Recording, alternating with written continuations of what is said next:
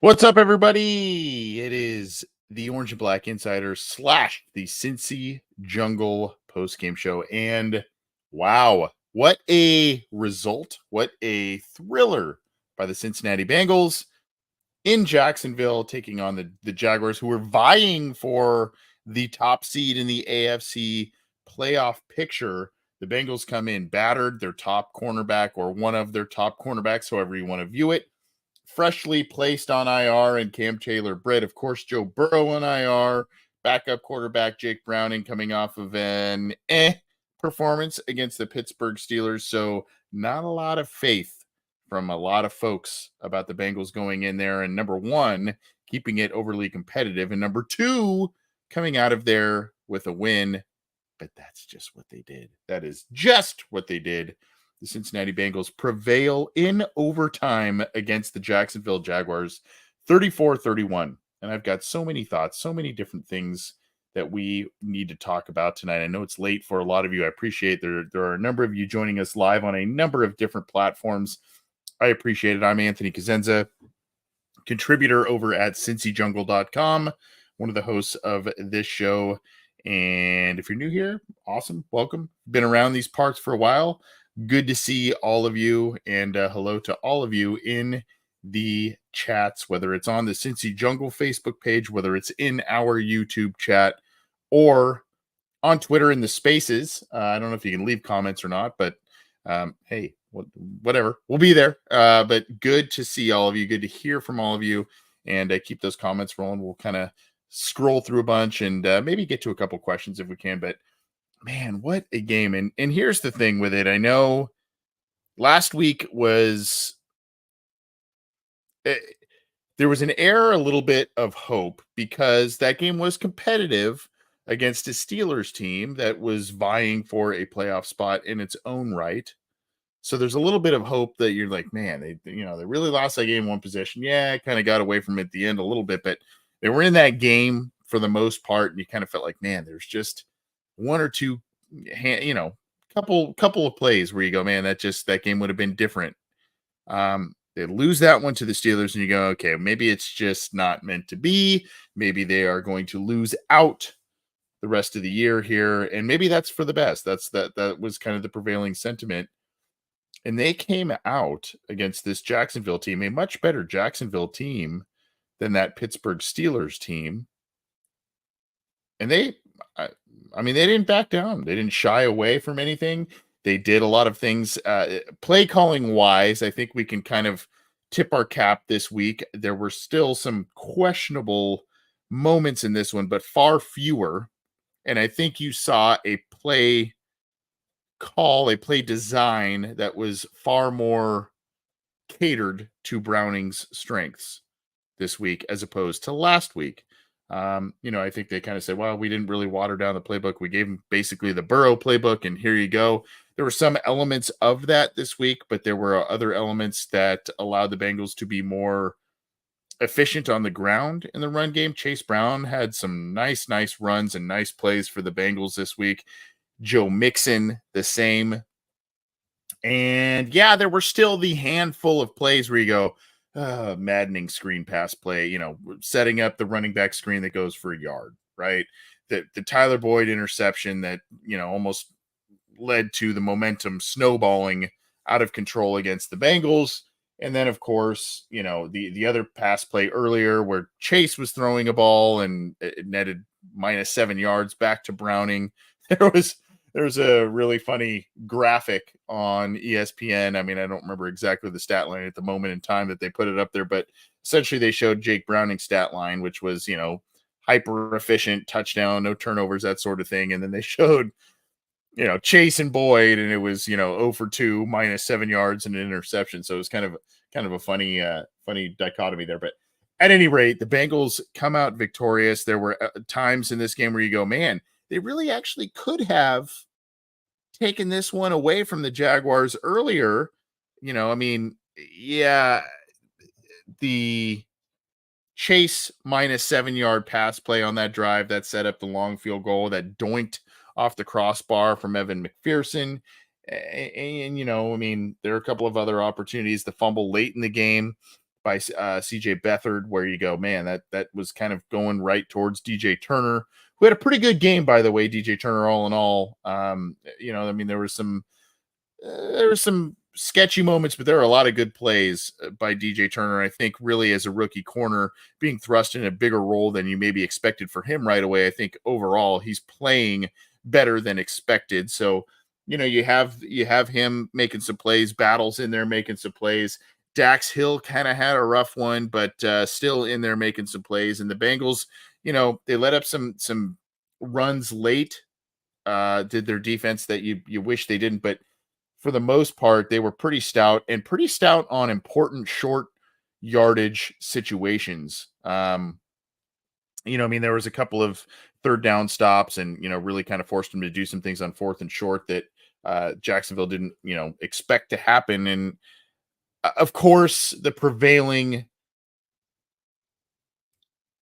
storyline, the prevailing, I don't know if you want to call it an opinion or whatever, but of course, we all hope that Trevor Lawrence ends up being healthy and okay. We'll have to see exactly what happened. He seemed to, I don't like to speculate, but just given his reaction, he seemed to believe that something was pretty seriously wrong. I mean, throwing the helmet, grimacing and kind of almost yelling, that sort of thing, and obviously being helped off the field and, kind of having his arms around a couple of trainers and whatnot. So first and foremost, hope he's okay. There are far too many severe injuries happening to franchise quarterbacks, not only this year, but late last year. I mean, you could look at Kyler Murray, of course, Joe Burrow, Kirk Cousins. You look at the one tonight. Hopefully it's not a super serious one. It didn't look great for Trevor Lawrence. And then, you saw Tua last year, a couple concussions, and the list goes on and on this year as well. So hope he's okay. Some of the pundits would say, the Bengals probably wouldn't have won this game without, if Trevor Lawrence didn't go out injured. Maybe not. The Bengals had a lead at one point with Trevor Lawrence in this game. Things began to snowball on them. It became a 28-21 game. I believe that's what it was when he left the game, and then the Bengals ended up coming back. So, but Lawrence played the better part of the game, and he played pretty well. There were some throws he missed here and there, but he played pretty well. And, when that Tyler Boyd interception happened, that's kind of when things were getting a little topsy-turvy. But overall, the Bengals did a lot. And this is a game, you hear this all the time. And I put this tweet out for those who follow me on Twitter. This is a game of inches. Football is a game of inches. You hear that motto, that adage all the time. And I hate to be that old school, blah, blah, blah. But this game really exemplified that in a lot of different respects. Let's just look at the field goal game, shall we? The field goal game in this one was very, it plays right into that, right? It plays right into that. Browning hits the crossbar from 57. His career long is 59. So, he's made it before. It's winter. And granted that it is down south, so it's a little warmer, but winter air, thicker air, that sort of thing that could play all kinds of different games with the trajectory and all kinds of different stuff going on with your kicks. But the fact of the matter is that, Elliott. I was thinking about Jake Elliott. McPherson hits the crossbar on a 57-yarder. Doinks out, right? And that could have given the Bengals some early points that they needed there. And then of course, you look later and the Jaguars kicker 48 shanks it right. And so that was 3 big points missed there. Then in between, there are so many other opportunities really for both teams. I am looking at it more from the Bengals side, but when you look at it from both teams' perspectives, you can kind of see, man, there are opportunities for teams to seize this game in a lot of different ways. I mean, you can look at the Beathard fumble that I mentioned with DJ Turner at the end of the game. Don't try and scoop and score, just fall in the thing.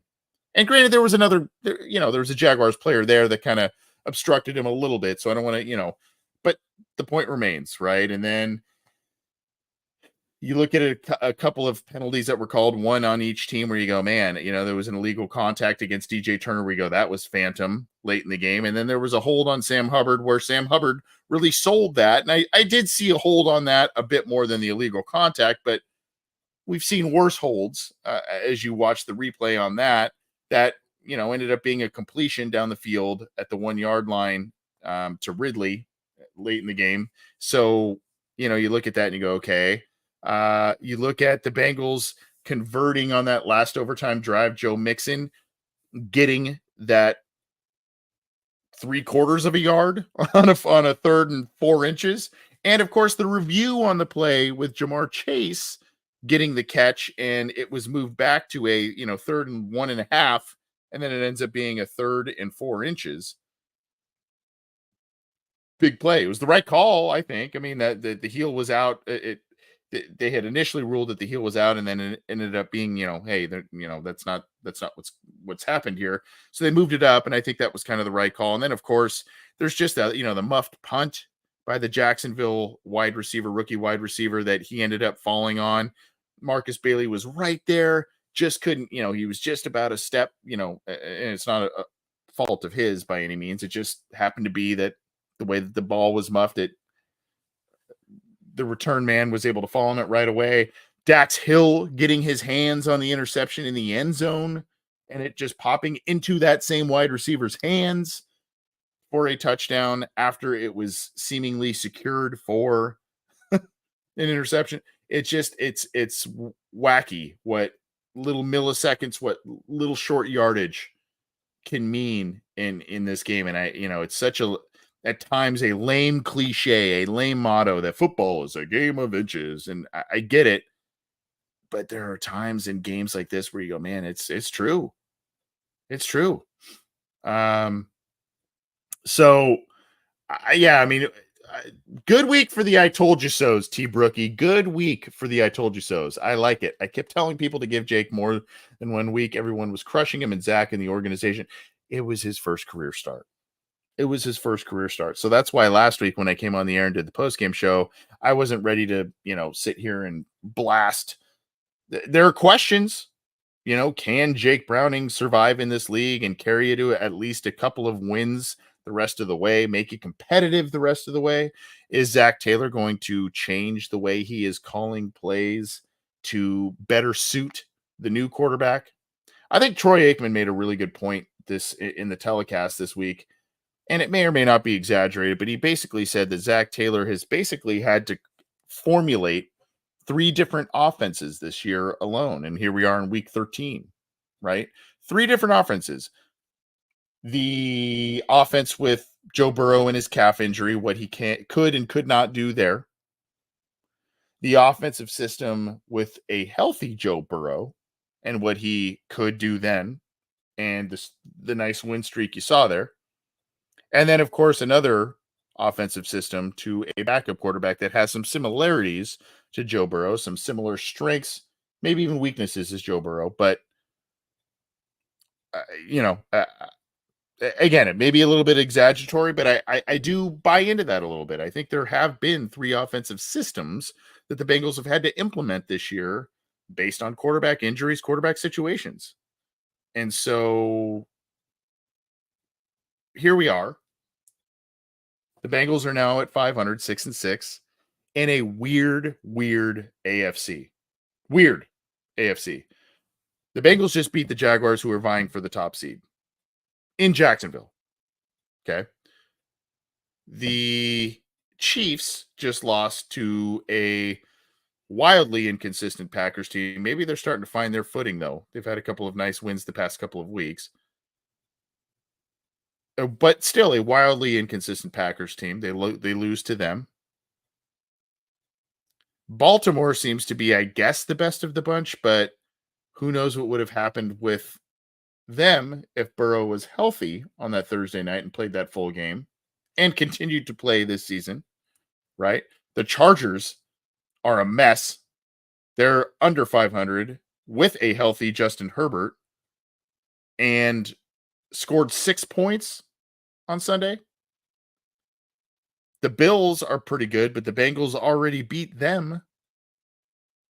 So you look across the AFC and you kind of say, well, number one, what could have been with a healthy Joe Burrow? Because there are a lot of, and hey, lump the Bengals in there too, because they've had their warts, especially early in the season and everything. So lump them in there too of good AFC teams that have had their vulnerabilities. But you look across the board and you go, man, healthy Joe Burrow, what could have been? But you also kind of say, hey, Jake Browning kind of keeps this up. The Bengals kind of keep things afloat. Maybe they sneak into the postseason. You've got an opportunity to face a team that is maybe a little bit down, even though they've got a good record, even though they've won some good games. I think the Chiefs are very good. I don't think they're the same formidable Chiefs team from the past couple of years. I may eat my words on that in a few weeks when the Bengals play them. You've got now the Browns with Joe Flacco. I was not impressed with the Steelers, who now do not have Kenny Pickett. So that's another team on the docket. You've got next week Gardner Minshew and the Colts. Gardner Minshew's been playing pretty well, arguably the best backup quarterback in the entire league. Debate to be had after tonight, right? But you look at all of this and you go, man, there's some winnable games. And then now the Vikings as well. You got some winnable games on the slate here for the Bengals. Who knows what happens if you somehow sneak into 3 or 4 more wins? And then you draw a team that has been, kind of showing some inconsistency. And let's just say, for the sake of argument, let's average out the last 2 weeks' performances by Jake Browning. And you've got a serviceable player at quarterback. And good things happen when you feed the ball to Jamar Chase. I don't know about you all. I thought that this was, and maybe a lot of this where we go, man, that was a hell of an exciting game. That was one of the better games I've seen in a long time by the Bengals. And maybe part of it is just the lack of expectations surrounding this team, lack of expectations surrounding this particular game because of how good the Jaguars are and how good they are supposed to be and how bad the Bengals are supposed to be because they don't have Joe Burrow. But that was a hell of a fun game to watch. It started to get almost like maddening to the point of, man, I feel like I'm watching Burrow and company. Why are they not seizing more of the opportunities? And you go, man, this isn't even the same. This isn't even the same team. We gotta temper the expectations here a little bit. But yeah, it was a really, really fun game to watch, and good things happen when you feed Jamar Chase. And I thought that this was arguably one of his, if not top 3 performances by Jamar Chase. You can look at, the Chiefs regular season game, I think in 21, and that Baltimore game, the put him in a blender game, that sort of thing. A couple of those, but tonight, man, yards were tough to come by at some point, but he had the great catch. He broke free on the one-on-one coverage for that 76-yard touchdown. But that guy was still, there was a hand there, and it was a great throw. Slowed up a tiny bit. He had to slow up a tiny bit to catch that one. But and then talk about a game of inches. I just talked about it. Man, oh man, the bobbling catch, the diving bobbling catch on the way to the ground. Again, he bobbles that 1 inch outside of his catch radius. That's a drop, and then the Bengals don't kick that field goal and win the game. So. Yeah. I think this was one of the best performances by Jamar Chase, particularly because he had a backup quarterback in this one. And then the other thing I want to point out too, and we'll get to the box score and some other thoughts and stuff in just a minute, but the other thing I want to point out as well is even though he didn't have the same statistical impact as some of his receiving mates in this one, I think you see the impact of T. Higgins just being on the field. He had the catch late, which obviously was incredible to extend that drive and obviously get the game-winning field goal. But what he also had was just that he just draws more attention. And when he isn't catching the football, he's drawing attention, and it opens things up more for Jamar Chase.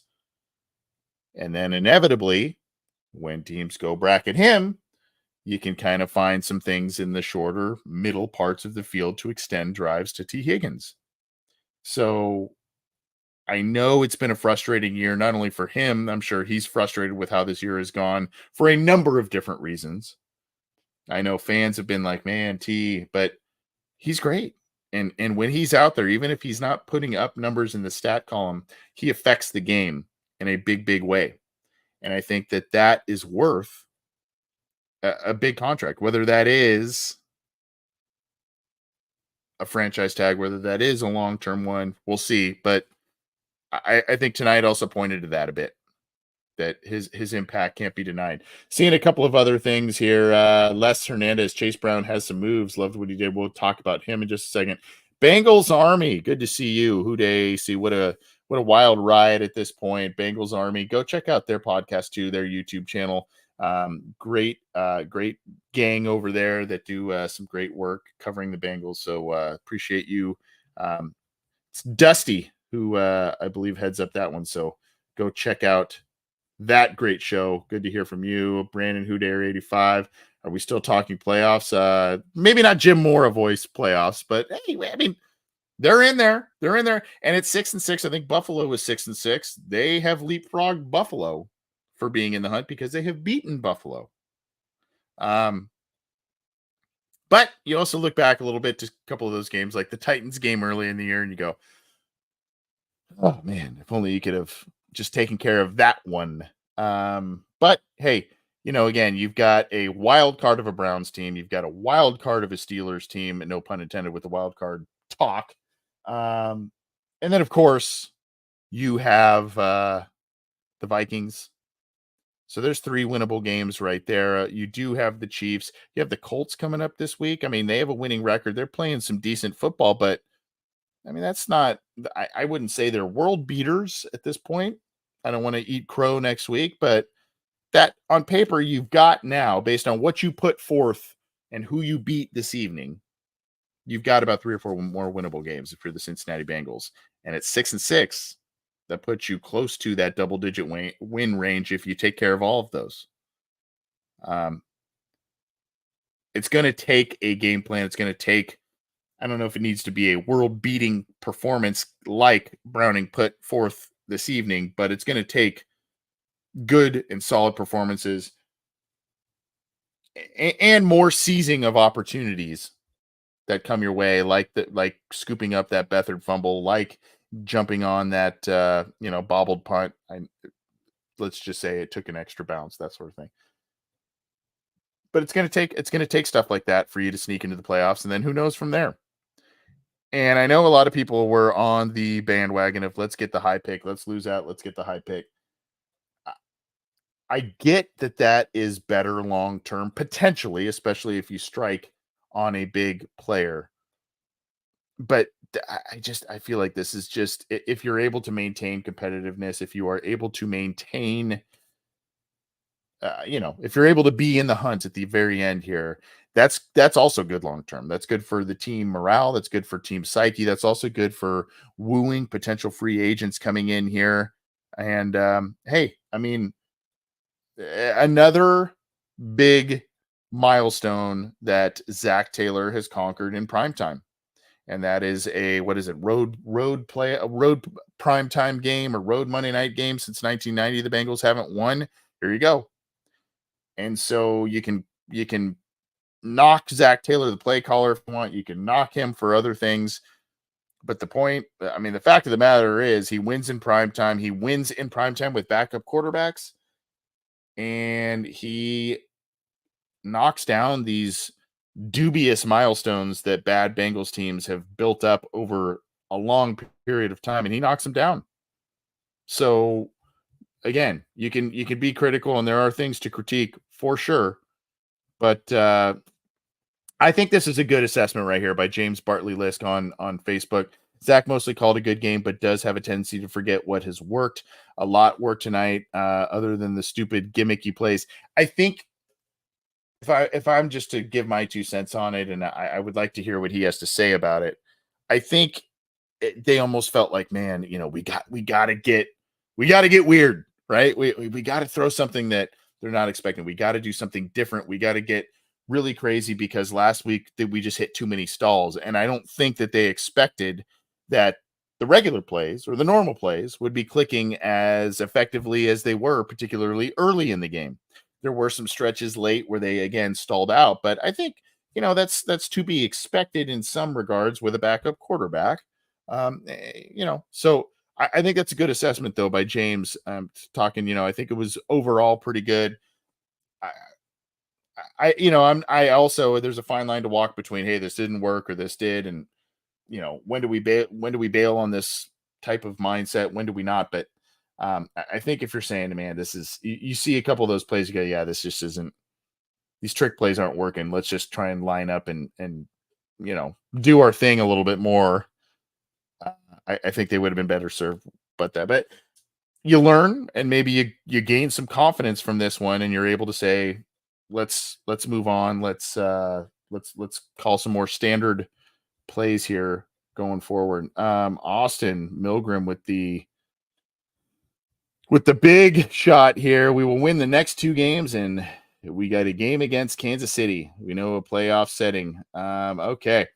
So we're going to get to I usually point out I usually use the ESPN box score just because I like how they lay that out. So we'll get to that in just a second. Again, I'm not Jake Browning. I'm not Browning season over here.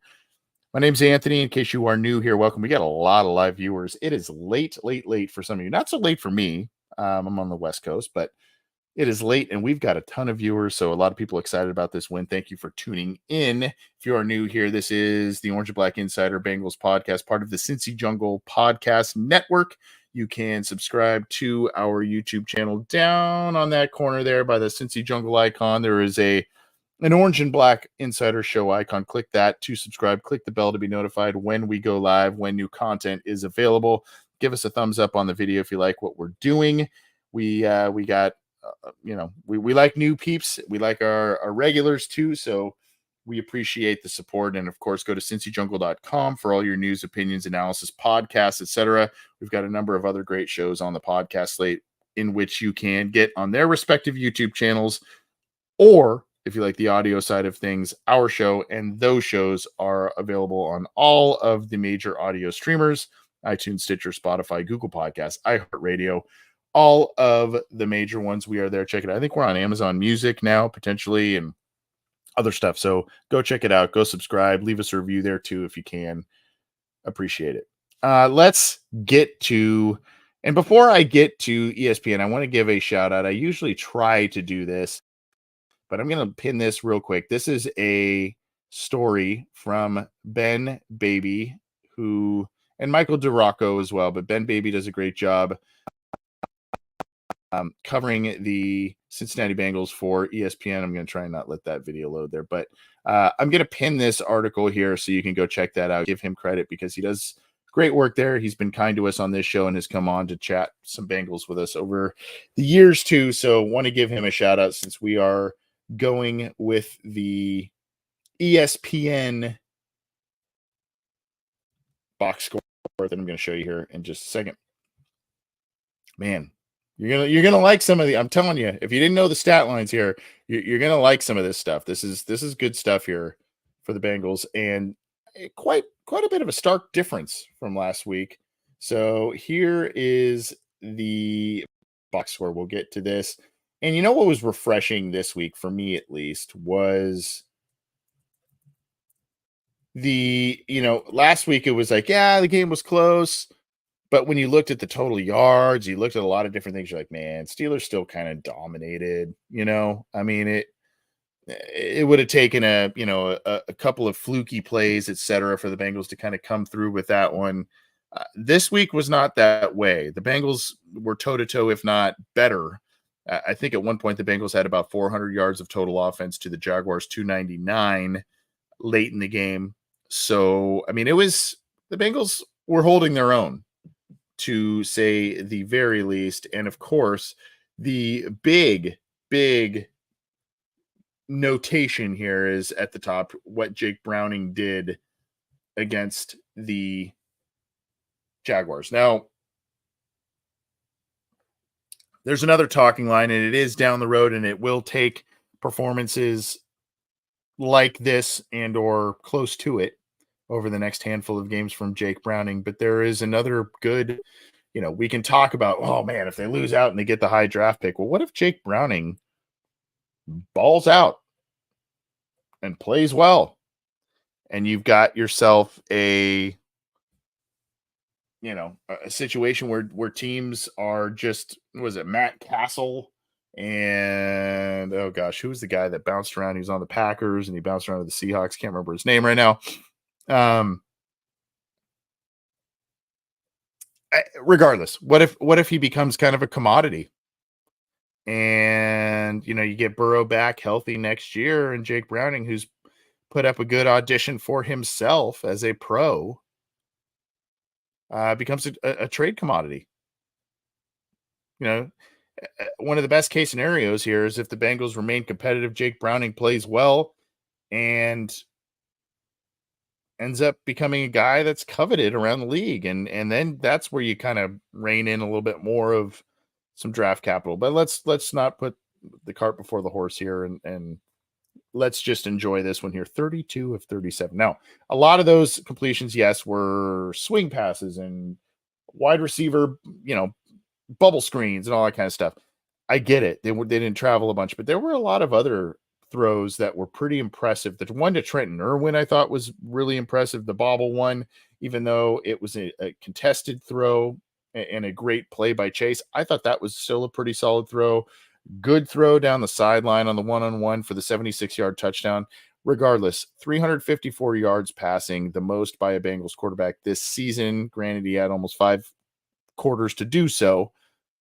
1 touchdown, 115.5 rating, 2 sacks. One was egregious at the beginning. He needed to get that ball out earlier, but two sacks for 12 yards, 115.5 rating. And then, oh boy, 1 for 2 for -7 yards and an interception from the wide receivers throwing the ball. Here's Lawrence, 22 of 29, 258, 2 touchdowns, 0 interceptions, and then also had the rushing touchdown. So he was putting up numbers. That is for sure. 125.4 rating. And then CJ Beathard, look at him, 9 of 10. So he was putting up numbers as well. And so you can look at that. 2 sacks, 4 sacks in total. It didn't feel like the Bengals had that much pressure that they were generating to net 4 sacks, but that's what they had. 118.1 rating overall for Jacksonville quarterbacks. You look at the rushing, 11 for 45 for Etienne, 71 yards and a 2.8 yards per carry average this week for the Jacksonville Jaguars. 2 touchdowns on the ground, but Bengals really clamped down on the rushing game this week as opposed to weeks prior. Mixon 19 for 68, 3.6, 2 touchdowns. Chase Brown, nice night by him. 9 carries, 61 yards, a 6.8 yards per carry average. Some big holes open for him, including one that netted a 31-yard scamper. So I think that was the longest of the season for the Bengals, longest run of the season. Browning as well had an awesome 21-yarder late, 2 for 22 for him on that one. Boyd had an end around for 1 for 5. And then, of course, the big night from Chase, 11 for 149, a touchdown, went over 1,000 yards receiving for the year tonight, including the 76-yarder, 11 catches on 12 targets. I mean, that's, and one was a drop close to the end zone. He atoned for it a play or two later. But that ball was right there too. So that, I mean, you look at this too, I mean, 33 catches on 37 targets. That's an act. I mean, just in general, that tells you your quarterback's accurate. That tells you you're dialing up plays that are high completion percentage plays to get him in a rhythm. I mentioned Higgins before, 3 for 36, but 3 catches on the 3 targets, and a great one at the end. I think that was the 14-yarder, his long one. Hudson proving to be just a solid ancillary weapon for this team, and I would like to see the team maybe draft a stud tight end next year, but keep Hudson on as your number 2 tight end, kind of a good pass catching option there. Wilcox getting in the mix for 12 yards. He had a first down on that one. Irwin, that 25-yarder, that was a great play. So just a nice night all around. Sample had the first down catch in the red zone, 1 for 11. Ingram was a problem for the Bengals, 9 for 82 for a touchdown. Parker Washington was the name that escaped me earlier, the rookie wide receiver who had the touchdown catch off of the dropped interception from Dax Hill, and then also had the muffed punt, 6 for 61. I think those were his first stats of the year as well. Etienne also helping out through the air, 4 for 34. Christian Kirk had the 26-yard catch, left with the groin injury right after that. So that's another guy where you go, man, what could have been for the Jacksonville Jaguars had Kirk and Trevor Lawrence not been injured, but every team sustains those, unfortunately. 4 for 26. A couple of big missed opportunities for Calvin Ridley. Big missed. And then same with Zay Jones, too. I mean, he had 5 for 78, but there are a couple where it was just, again, inch away. Diving, missed the ball, that sort of thing. So no receivers over 100 yards, a couple of them close for the Jaguars. And then look at Jermaine Pratt. He was everywhere, 12 total tackles, tackle for loss. I thought DJ Turner played pretty well. There were some, there were some issues there, with the phantom illegal contact call and some other stuff going on there, but he played pretty well. Awuzie played pretty well. He had a pass defended. Jordan Battle did. I mean, he had a nice night. 7 total tackles, 1 sack, a tackle for loss, and a pass defended. DJ Reader was in there on a lot of those run stops. I thought Mike Hilton had a nice night from the slot corner position. 5 total tackles, including 2 of them for loss and a pass defended. BJ Hill was a big part of that run defense as well. And then Sam Hubbard had the sack, as did Trey Hendrickson early in the game. Osai had one as well. So the Bengals had 4 total sacks on defense. And then, of course, you look over here, man. Olukan, 13 total tackles, 8 solo. Devin Lloyd, 11 total tackles, 8 solo. They've got some players on that defensive side of the ball. They've got some things to work out, but Tyson Campbell, solid player there, but Josh Allen was a mess.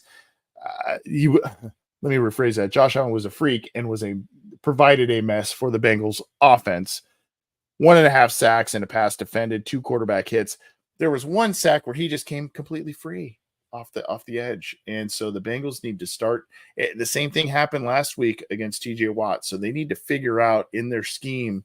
You can't let edge rushers just go unblocked, and you can't let Josh Allen and TJ Watt especially go unblocked. So they need to figure that out. Trayvon Walker, a 1/2 sack in this one as well. So, and then, you look at, the Bengals really leaned heavily on Evan McPherson. Don't call him Josh Elliott. 2 of 3, but it was a 54-yarder he hit. He had a 48-yarder to win it. And then he missed the 57-yarder. They're just leaning hard on him. So you got to give him some props there. McManus was the kicker for the Jaguars. He hit the 40-yarder late, but missed a 48-yarder, critical one in this one. And Travion Williams had a one nice return in this one. And then you look here, Robbins only punted the ball once. It was a short one, but was in the 25 punts forced by the Bengals defense there. So that is, the Bengals went for it on 4th. And so, there's kind of some disparity there, but that is some of the stuff happening here. I'm going to go to the team stats in just a second, but you get a feel for the individual aspects of this game and how and why the Bengals were able to achieve what they achieved. So I'm going to give you this one here. This is the team stats. Let me pull this up for you again, courtesy of ESPN. And I think you'll be pleasantly surprised on this one, too. The first downs here 27 to 23. It's fairly even passing first down 17 to 13.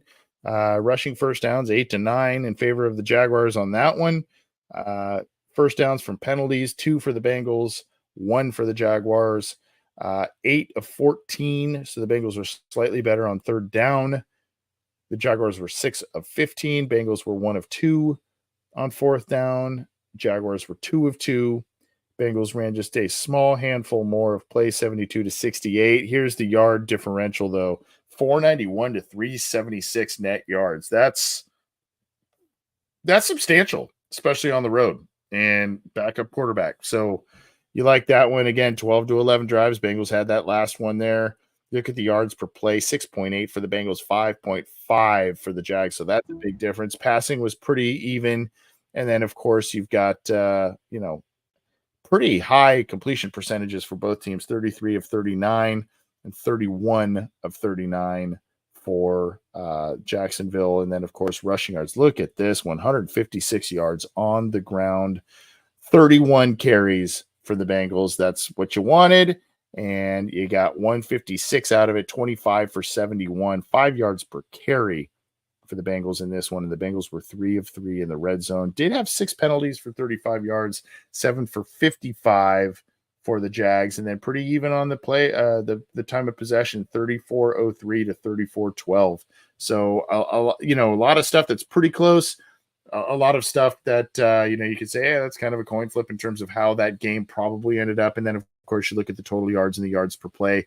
That is tilting to the Bengals' big advantage there, and that was largely what kind of pointed to them winning. So that is the box score, with the Bengals beating the Jaguars 34-31 in overtime. A thriller. We'll have to see exactly what they do.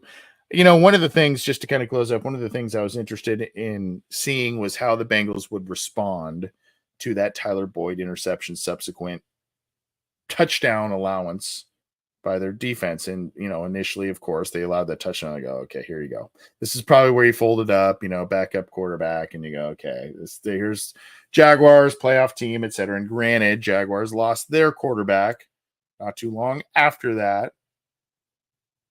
But I thought the Bengals showed a lot of fortitude. I thought the Bengals had a lot of positives there that you could look at and take away and say, this isn't a team that's quitting, even though their starting quarterback is not around. They're here to stay, and what happens the rest of the way, we will see. But I think they're really going to try and make a run at this thing. Now, I don't know if we can expect Jake Browning to continue to have this kind of sustained success over the next couple of weeks. But if he plays close to the level that we saw tonight, and it wasn't absolutely perfect, but it was pretty decent football. I mean, it was good football. If he plays to that level, I think the Cincinnati Bengals have a shot of being a headache for some teams. Yeah, I know Cornell here saying anybody. So I've been on here, Cornell. I wish I had an update. Hopefully he is doing well. Trevor Lawrence, nobody wanted to see that happen to him for sure. But yeah. Lucas, am I dreaming? Did this really happen? So yeah, I mean, the Bengals, they pull out a great primetime win, a road win. I believe it's the first road win, at least on Monday night, if not primetime road win since 1990. The first time, I think it's been their most team rushing yards this year, the most passing yards by a Bengals quarterback this year. Granted, it did take close to 5 total quarters, but still, a lot of, hey, let's check that one off the box. let's just boom, check that one off the list and keep going down. And hopefully the Bengals continue this momentum, make a run of things, continue to be competitive. And you can tell that the players aren't giving up, the coaches aren't giving up. This season, at least for now, is not lost, even though their franchise quarterback will not be playing the rest of the year. We'll see what happens. Some winnable games on the slate. We'll see what happens the rest of the way. Again, thank you all. I mean, we've got a lot of likes. We got a lot of live viewers. We appreciate, I mean, gosh, for some of you, man, 115, if not later, depending on where you're watching. But appreciate all of you. Fun one for the Bengals. Hopefully they keep that momentum going and they continue to keep things competitive going forward. I'm Anthony Cosenza. This has been the CincyJungle.com postgame report from the Orange and Black Insider Bengals podcast. Give us a subscribe on our YouTube channel. Icon is down below in that bottom corner there, the show icon. Click that. Click subscribe. Click the bell to be notified when we go live and when new content is available. Go to Cincy Jungle's Facebook page. Give that a thumbs up. Gosh, there's about 85,000 people or so going strong there. And of course, please subscribe to the Cincy Jungle podcast channel through your favorite audio streamer, all the major ones. Leave us a review there. Check out all the shows we've got on the slate and have some fun with those. Appreciate all of you. Have yourself a great rest of the week. We'll be bringing you more content on the channel, talking some Bengals as they get set to take on the Indianapolis Colts next week. We'll see what happens. Take care, everybody. And hey, Bengals win. Bengals win. We'll take it. Overtime, 34-31. Take care.